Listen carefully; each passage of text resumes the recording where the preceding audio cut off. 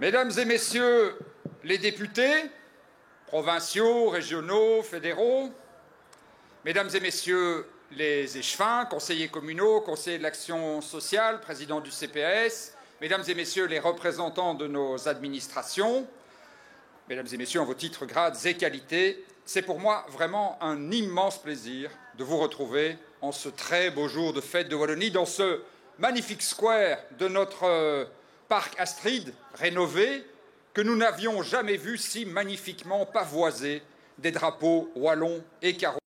Comme quoi, de temps en temps, le coronavirus, qui ici en l'occurrence nous oblige à sortir des murs de l'hôtel de ville, peut avoir du bon. Je le disais, c'est un immense plaisir de vous retrouver parce que ce confinement, nous en avons tous intensément souffert. L'isolement, la solitude a frappé certains beaucoup plus que d'autres, mais tous, en notre fort intérieur, nous l'avons vécu. Et c'est l'occasion d'abord et avant tout pour moi de remercier, une fois de plus, toutes celles et tous ceux grâce à qui, malgré la pandémie, la vie a pu continuer à Charleroi. Notre personnel soignant, bien entendu, nos policiers, je les salue, nos enseignants et l'ensemble des travailleurs des services publics et des services publics communaux en particulier, sans qui la vie n'aurait pas pu continuer à se poursuivre normalement. Et je n'oublie pas au passage les centaines de bénévoles qui ont distribué des masques, distribué des repas, organisé diverses formes d'action de solidarité, témoignant que Charleroi reste une terre où la solidarité signifie quelque chose. Je veux aussi avoir un mot pour tous celles et ceux qui font vivre notre cité, dans tous les secteurs qui en constituent les forces vives. Les restaurants, les cafés qui ont tellement souffert, le monde de la culture, le monde du sport, le monde de l'action sociale, l'ensemble de la vie associative, qui a dû, elle aussi, se mettre à l'arrêt pendant de longs mois, que nous avons soutenu de notre mieux, à travers un très ambitieux plan de relance Carolo, je crois que ce fut le plus ambitieux de toute la Wallonie, et aujourd'hui je me réjouis, même si je reste prudent, de voir que cette aide que nous avons apportée à ces secteurs leur a, semble-t-il, permis de passer l'épreuve. Nous n'avons en tout cas à ce stade pas à déplorer à Charleroi autant de faillites qu'on nous avait annoncées, en vérité très peu ou pas du tout même, et l'on voit même des associations ou des cercles dont on nous disait qu'ils risquaient d'arrêter leurs activités, non seulement les avoir repris, mais avoir profité du temps du confinement pour imaginer d'autres projets, développer d'autres projets qui aujourd'hui voient le jour. C'est la preuve que la solidarité dans l'épreuve nous a permis ensemble de la surmonter. Et nous serons encore aux côtés de l'ensemble de ces secteurs qui ont fait un boulot formidable et qui ont appris à travers le confinement. Je voudrais redire un mot, on en a beaucoup parlé à Charleroi et en dehors de ces formidables activités qui ont eu lieu tout au long de l'été à Charleroi. Qu'est-ce qu'on en avait besoin? De retrouver les carolos, de retrouver le contact, de faire en sorte que tous celles et ceux qui ne peuvent pas partir en vacances puissent ici vivre un bel été à Charleroi. Et je voudrais saluer toutes celles et tous ceux qui ont permis cette vitalité dans les quartiers, en particulier les opérations quartiers libres, ce n'étaient pas les seuls, mais qui ont amené la culture dans les quartiers et qui ont recréé ce lien social dont nous avons tant besoin après ces mois, ces longs mois de solitude. Et puis le confinement, ça a bien sûr été aussi un moment d'introspection, un moment où on réfléchit sur soi-même. Quand on est chez soi, à attendre de longues heures, quand les journées s'égrènent au rythme monotone des réunions sur Zoom et sur Teams, on a bien le temps de réfléchir, on a bien le temps de voir autrement la vie qu'on mène d'habitude frénétiquement sans prendre le temps de se poser. Et cela vaut aussi pour une ville. Ça nous a permis de revoir toute une série de dossiers en matière de mobilité, en matière de stationnement, en matière de sécurité routière. Ça nous a permis de nous redire que nous en étions déjà convaincus, mais qu'il faut renforcer encore l'accessibilité à des logements de qualité et des logements ancrés dans un environnement naturel remarquable. Ça nous a permis de nous convaincre aussi qu'il fallait renforcer plus encore la présence de la nature dans la ville. Tout cela irrigue déjà et irriguera toujours plus le projet de ville de cette majorité. Nous abordons petit à petit la deuxième moitié de cette législature. C'est l'occasion d'un vrai examen de conscience et d'une réflexion sur la manière dont nous pouvons à nouveau nourrir ce projet que nous portons pour la législature. Et bien sûr, je ne peux pas ne pas mentionner ces tragédies de l'été qu'ont été les inondations. même si elles n'ont pas, ou très peu, directement touché la ville de Charleroi et même de sa région, elles ont été un phénomène extrêmement marquant pour la Wallonie, que nous fêtons aujourd'hui. Et les Carolo, je le disais, toujours le cœur sur la main, toujours solidaires, ont été extrêmement actifs dans l'aide aux régions les plus touchées. Dès les premiers jours, j'ai écrit à mes collègues bourgmestres de l'arrondissement en proposant l'aide des services de la ville de Charleroi. Nous avons été assez peu sollicités, mais nous sommes intervenus à Ézot, à Walcourt, et puis nous avons écrit aussi aux communes de la région liégeoise qui étaient les plus directement touchées. Et quand on a sollicité les travailleurs de la ville de Charleroi, il n'a pas fallu, n'est-ce pas, monsieur le directeur général, le demander 2 fois. On a vu les travailleurs du SLT par dizaines. On a vu les dames et les messieurs du service national des bâtiments, du service de nettoyage des bâtiments, aller nettoyer des écoles, des bâtiments communaux et même des habitations privées dans toutes ces communes de la région liégeoise. On a vu notre service des voiries, notre service de la nature en ville, des centaines et des centaines d'agents Carolo manifester au quotidien leur solidarité à travers leur travail et à travers leur savoir-faire dans cette région. Et je voudrais, du fond du cœur, vraiment les en remercier. Mais ceci étant, il faut aussi et surtout tirer les leçons de ces événements. Quoique certains en disent que ces inondations soient liées au phénomène général du réchauffement et des dérèglements climatiques est absolument incontestable. Et nous devons continuer de nous y préparer. Nous devons continuer d'anticiper d'autres catastrophes naturelles comme celle-ci, comme éventuellement certains étés aussi, des sécheresses très longues qui auront des conséquences très douloureuses pour nos habitants. Nous l'avions déjà largement fait à travers notre projet de ville pour la période 2018-2024. Mais je le disais, nous devons le faire plus encore. Cette législature, c'est, on vous l'a dit dès le début, c'est la législature des quartiers. Après avoir, c'est vrai, beaucoup investi dans le centre-ville, qui en avait grand besoin sous l'ancienne législature, parce qu'il faut bien commencer quelque part, et que le centre-ville, c'est la partie de la ville qui est celle où tous les Carolos, qu'ils habitent au nord, au sud, à l'est ou à l'ouest, utilisent ensemble.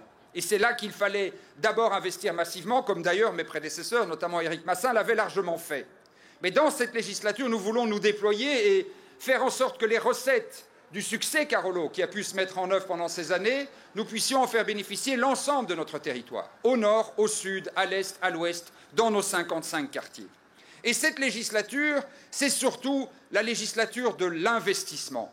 Dans le passé, nous avons trop souvent subi des règles et des contraintes budgétaires, des principes d'austérité imposés de très haut depuis les règles de gouvernance européennes qui avaient limité notre capacité d'investissement. Aujourd'hui, c'est fini. À la ville de Charleroi, tout départ dans le personnel est immédiatement et totalement remplacé. Il n'y a plus d'économie sur le personnel. On peut redonner du souffle et redonner de la force de travail à l'ensemble de nos services. Et nos investissements, ils sont aussi des investissements matériels. Au tout début de la législature, je vous avais dit, je vais vous faire une confidence sans tout à fait y croire, mais parfois il faut dire des choses très ambitieuses pour se donner la force d'aller les chercher. Je vous avais dit, sous cette législature, nous irons chercher 1 milliard d'euros d'investissement, alors que notre plan pluriannuel d'investissement, c'est à la base 600 millions. Eh bien, j'ai le plaisir de vous dire que non seulement nous y sommes, mais nous avons déjà très largement dépassé ce milliard d'investissement. Nous serons bientôt, il faut refixer un nouvel objectif, je pense que nous pourrons nous dire qu'en 2024, à Charleroi, sur le territoire de la ville de Charleroi, et au bénéfice des 205 000 Carolos, nous aurons investi pas moins d'1,5 milliard d'euros, ce qui ne s'est jamais vu dans le passé. Faites le compte, 600 millions du plan pluriannuel d'investissement, les 140 millions que nous avions obtenus sous la législature précédente pour les programmes FEDER et qui, vous voyez, les travaux sont en train de métamorphoser l'ensemble de la ville haute, toute une série de subsides obtenus du gouvernement wallon pour le bus à haut niveau de service, de subsides fédéraux pour la rénovation de la gare, des investissements massifs de la Wallonie également dans la rénovation des logements sociaux et bien d'autres encore. Nous avions déjà dépassé le milliard. À cela est venu s'ajouter le plan de relance européen coordonné ici en Belgique par notre secrétaire d'État Carolo, Thomas Dermine, qui rapportera à la région de Charleroi déjà aujourd'hui plus de 240 millions. Rien que l'extension du métro Est de Charleroi que nous attendions depuis des décennies, 86 millions pour le centre de formation dans les métiers de la technologie et les métiers du digital, une cinquantaine de millions pour créer une filière de recyclage des avions autour de l'aéroport de Charleroi et créer de l'emploi dans l'économie circulaire, et à quoi s'ajoute encore toute une série de projets qui ne sont pas encore affectés mais qui devront l'être en matière de rénovation des bâtiments notamment, sans oublier l'école européenne de biotechnologie qui va se constituer à Gosselies. Nous avons là plus de 240 millions supplémentaires. Et comme ça n'était pas encore suffisant, le gouvernement wallon a décidé d'investir dans ces villes, enfin, 250 millions, dont 60 sont arrivés ici, à Charleroi, et vont nous permettre, à travers la politique intégrée de la ville, d'investir dans nos bâtiments, dans nos espaces publics, dans nos parcs, et de faire en sorte que cette législature ait vraiment été celle d'une transition écologique et sociale massive. Car ces investissements, c'est de la brique, mais c'est une brique qui touche l'humain. Quand on isole des bâtiments, bien sûr, c'est une manière de faire en sorte de réduire la consommation énergétique et donc les émissions de gaz à effet de serre, au grand bien du climat et de l'environnement. Mais c'est aussi créer de l'emploi et c'est aussi améliorer le revenu disponible de milliers de logements. Voyez, rien que la Sambrienne, à Charleroi, la Sambrienne sous cette législature, c'est 450 nouveaux logements et c'est plus de 5 500 logements qui seront intégralement rénovés. Au total, c'est plus de 15 000 locataires sur les 205 000 Carolo qui auront bénéficié de ces rénovations massives et qui, tous les mois, vont pouvoir économiser 100, 200 € grâce aux économies d'énergie qu'ils pourront réaliser. À côté de ça, la rénovation des places, et vous savez que 17 places sont en cours de rénovation profonde dans l'ensemble de nos districts et de nos quartiers, et que cette rénovation est conçue avec les citoyens, c'est renforcer la cohésion sociale, c'est renforcer la connaissance réciproque des Carolos et faire en sorte que cette convivialité qui nous caractérise soit toujours consolidée. L'aménagement des espaces vers des parcs comme celui-ci, mais beaucoup d'autres, là aussi à travers l'ensemble de notre territoire, c'est tenir cet engagement que nous avions pris de faire en sorte que tout Carolo puisse avoir un espace vert de qualité à 500 mètres de chez lui. Et s'il y a bien une leçon du confinement à tirer, c'est combien nous, les humains qui sommes, même si on l'oublie parfois, des animaux, avons besoin de la nature, avons un besoin physiologique fondamental de vivre au cœur de la nature et en renforcer la présence dans notre territoire qui a été tant malmené mais qui a aussi tant de vertus et de possibilités, c'est aussi un engagement fondamental. Je ne reviens pas sur la mobilité, le bus à haut niveau de service, le ring vélo, l'antenne est du métro, c'est évidemment aussi au profit des Carolos qui demain pourront se déplacer beaucoup plus facilement dans l'ensemble de notre métropole et qui un jour pourront se déplacer gratuitement puisque vous le savez, le gouvernement wallon, année après année, fait baisser les tarifs des transports en commun, deux réductions de 35% successives pour les jeunes encore ces derniers mois. Et enfin, je voudrais dire un mot de l'assainissement des friches, parce que s'il y a bien une stigmate que nous portons depuis très longtemps, c'est celle-là.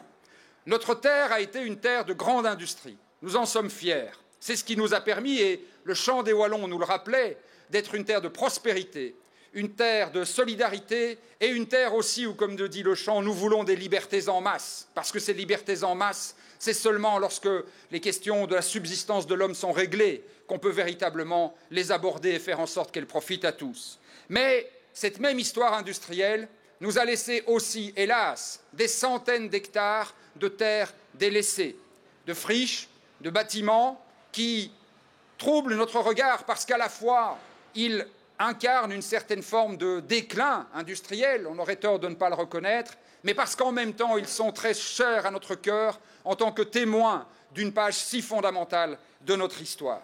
Nous avons fait de ce point de vue-là des pas de géant ces dernières années.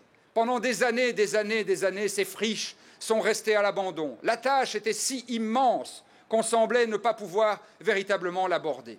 Or, là aussi, grâce à l'engagement du gouvernement wallon, d'assainir au moins 100 hectares tous les ans, ça n'est pas rien, 500 hectares sur une législature à l'échelle de la Wallonie, Charleroi va voir son paysage fondamentalement métamorphosé dans les prochaines années. Nous avons les derniers temps adopté le master plan du Parc Ouest, qui va transformer toute la zone des anciens AMS à Marchienne, et où nous accueillerons très bientôt le stade du Sporting de Charleroi, un nouveau stade en 2024 ou 2025, qui sera aussi, vous le savez, une enceinte multifonction accueillant de grands événements populaires au profit des Carolos, mais bien au-delà de Charleroi.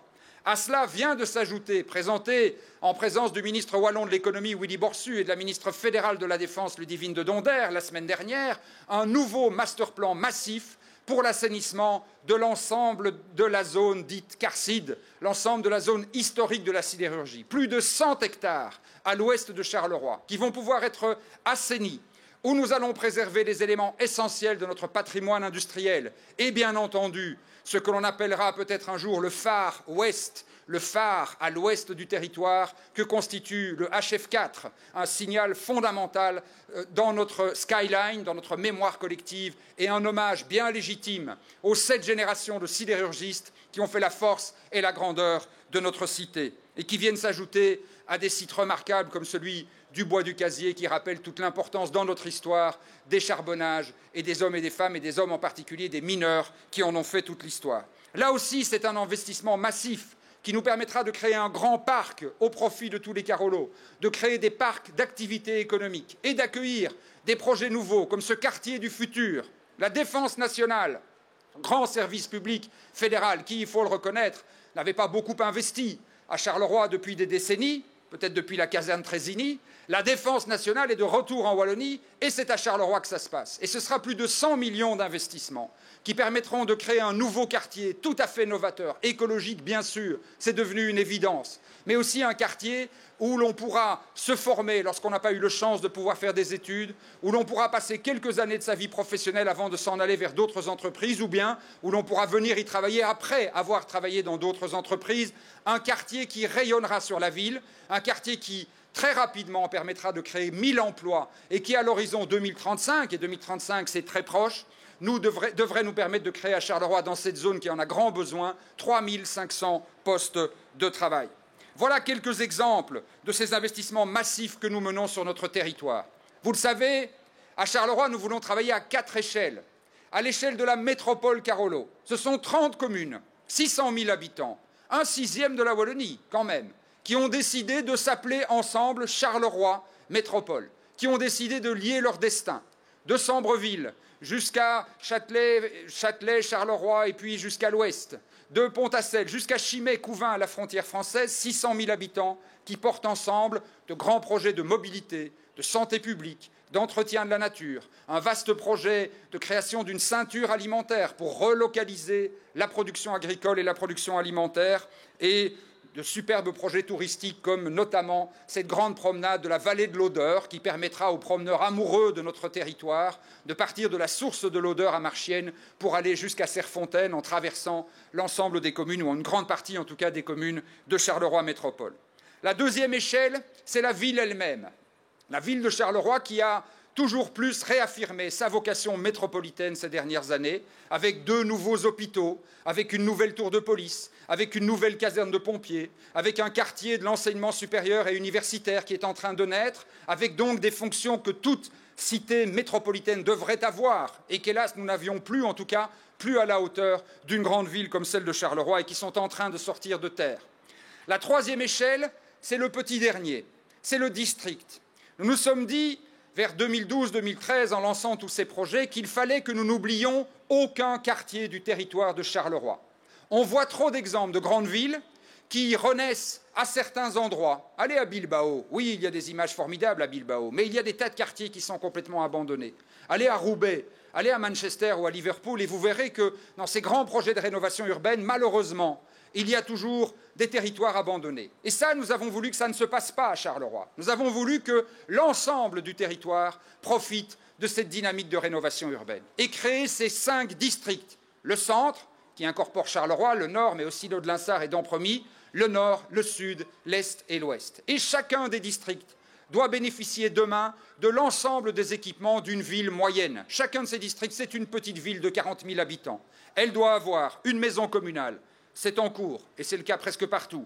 Une antenne de police, ce sera bientôt le cas quand nous aurons terminé Montigny-sur-Sambre et Gilly. Une antenne sociale, c'est le cas déjà grâce au travail du CPS. Une maison citoyenne, nous y travaillons en reconvertissant les anciennes maisons communales annexes, notamment à Dampremy, à l'Aude-Linsart, en Jumet, en lieu de la vie associative.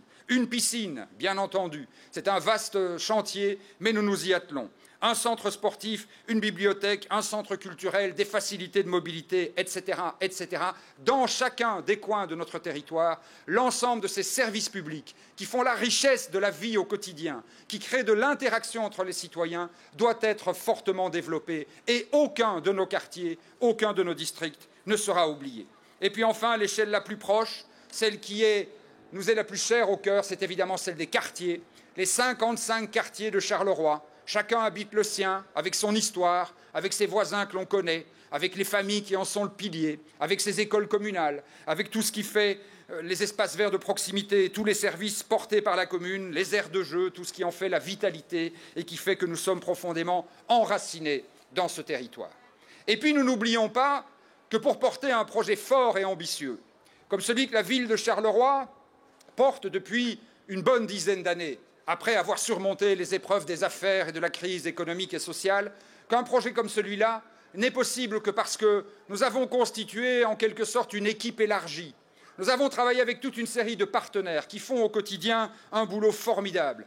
J'évoquais tout à l'heure la Sambrienne, mais je veux le répéter, 450 logements nouveaux, 5500 logements intégralement rénovés sur notre territoire. Merci à la Sambrienne de sa contribution au développement de notre territoire. Je pense à nos intercommunales, YTEX, Sambre-Invest, par ailleurs, leur travail formidable pour nous aider à reconvertir les friches industrielles, à réattirer des investissements, à faire en sorte que Charleroi devienne plus encore l'un des deux poumons économiques de la Wallonie, avec tout ce que cela permet de développer d'activités au profit de nos concitoyens. Nous n'oublions pas des chantiers fondamentaux comme celui de la reconversion de Caterpillar, où, vous le savez, un très vaste projet de parc ludique, mais aussi pédagogique et de formation est en cours de développement et qui permettra demain, là aussi, de créer des centaines d'emplois. Notre intercommunale de santé publique et tous les hôpitaux, d'ailleurs, qui développent leurs propres services de soins, mais qui développent aussi ce formidable projet d'une cantine publique où nous réaliserons tous les jours 25-30 000 repas pour les enfants de nos écoles, pour les personnes qui vivent dans nos maisons de repos, pour les patients dans les hôpitaux, avec des produits d'ici, des produits de Charleroi Métropole, transformés à Charleroi Métropole, pour que l'emploi, là aussi, profite à notre région. Je n'oublie pas le port autonome qui vient d'annoncer, pas plus tard qu'hier, 4 investissements majeurs qui créeront 500 emplois sur le territoire de la ville de Charleroi. Et je n'oublie pas non plus, bien sûr, nos 2 régies, la régie communale autonome qui porte tous les projets de redéploiement du centre de délassement, de la piscine, et la toute nouvelle régie ARIS, l'agence de revitalisation et de rénovation immobilière et sociale, retenez-le ou retenez ARIS, qui va nous aider à reconvertir du logement dans tous les quartiers où de grandes opérations de rénovation urbaine sont en cours. Et nous sommes déjà en train de procéder à d'importantes acquisitions dans le centre de Gosselies, à la Ville-Haute, par exemple. Il y en a beaucoup d'autres, mais ceux-ci sont les plus importants. Je voudrais dire un dernier mot pour conclure sur la formation. Vous savez que c'est chez moi une obsession. Pas une fois, je ne pourrais m'exprimer devant vous sans y revenir. Parce que je crois que c'est ce dont Charleroi a si cruellement manqué dans son histoire et parce que je crois que c'est la clé de notre épanouissement collectif. Tout individu, quand il naît, a en lui la faculté d'apprendre. Tout individu, à la naissance, a en lui des dons et des capacités qu'il suffit de l'aider à développer. Mais pour ça, il faut créer un contexte qui y soit favorable. Et à Charleroi, très longtemps, hélas, nous en avons manqué. Et c'est pourquoi nous avons fait de la formation un centre absolument fondamental de notre stratégie de redéploiement. Je sais que pour certains, les problèmes de pénurie devraient se régler en forçant les travailleurs qui n'acceptent pas un emploi à en prendre un, que ça leur plaise ou non, dans un secteur où il manque, et à être sinon sanctionnés et exclus du chômage. Moi, je ne crois pas dans les travaux forcés et je ne crois pas dans la sanction. Mais je crois dans la capacité de l'homme d'apprendre. Je crois dans l'envie de l'homme de se développer, de donner le meilleur de lui-même, de travailler pour la collectivité, de s'épanouir à travers son travail. Je n'ai encore jamais rencontré un être humain qui n'ait pas envie de contribuer au bien-être et à la prospérité de la collectivité et qui n'ait pas envie de donner ce qu'il y a de meilleur en lui à travers son travail. Mais c'est à nous de faire en sorte que ce soit possible, à travers des grands projets que vous connaissez et qui sortent eux aussi de terre, la Cité des métiers et le campus, ici à la Ville-Haute, le pôle média qui s'est développé à la Ville-Basse et Charlewood, cette formidable collaboration que nous avons mise en place avec Molengeek, la Biotech School, j'en parlais, l'école de biotechnologie qui va se développer à Gosselies, le grand centre à Siska, qui sera le centre de référence de formation technologique et digitale en Wallonie, l'ensemble des nouvelles initiatives de formation dans le domaine du codage, notamment à la ville basse, et je n'oublie pas l'historique. C'est une tentative d'assassinat par drapeau, mais qui a heureusement échoué. Je ne sais pas qui, mais j'ai quand même un soupçon. Et je disais, je n'oublie pas le pôle de reconversion de Marchienne, qui a été le pionnier de la confiance en l'homme, de la confiance dans la capacité d'aider un travailleur qui a perdu son emploi à en retrouver un autre, en redéveloppant ses facultés, et qui reste une pièce essentielle de notre stratégie de formation Carolo, dans laquelle nous allons investir, notamment à travers la politique intégrée de la ville. Voilà, mesdames et messieurs, chers amis Carolo, quelques messages que je voulais vous faire passer aujourd'hui. Aujourd'hui, c'est un jour de fête. Aujourd'hui, c'est un jour où, après une longue période de solitude et d'isolement, nous allons retrouver celles et ceux que nous aimons, passer avec elles et avec eux un moment de joie, un moment de convivialité, partager un verre, laisser tomber les vieilles rancunes et retrouver le plaisir d'être ensemble. C'est aussi un moment, et c'est important pour notre ville, où nous pouvons nous projeter et nous dire que cette ville est formidable. Elle est, comme l'a dit l'ancien bourgmestre avant la fusion des communes, l'ancien bourgmestre Hubaut disait, Claude Hubaut disait « Charleroi a toujours plutôt voulu devenir que demeurer ». Et je trouve que c'est une phrase magnifique. Nous n'avons jamais voulu rester ce que nous sommes. Nous ne sommes pas pétris et confits dans une histoire et une tradition. Nous avons toujours les yeux portés loin, vers des projets, vers des rêves, vers des aspirations, et c'est ça qui fait la force des Carolos. Il y aura toujours des grincheux pour vous dire que rien ne va à Charleroi et pour pointer tout ce qui va mal, mais il y aura toujours à côté de ça tous les Carolos qui, eux, savent qu'ils ont un destin collectif et qui ont envie d'y contribuer. Et c'est cela que j'avais envie de célébrer en ce jour de fête de Wallonie. Bonne fête à toutes et à tous, et que la fête commence.